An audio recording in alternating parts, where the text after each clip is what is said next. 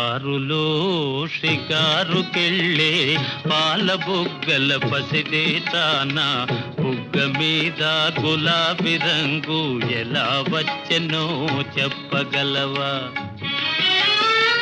నిన్ను మించిన కన్నెలందరో మండుటెండలో మాడిపోతే, నిన్ను మిల్చిన కన్నెలందరో మండుటెండలో మాడిపోతే, వారి బుగ్గల నెగ్గు నీకు వచ్చి చేరెను తెలుసుకో. కారులో షికారుకెళ్ళే పాల బుగ్గల పసిడి తానా నిలిచి విను నీ బడాయి చాలు తెలుసుకో ఈ నిజాలు.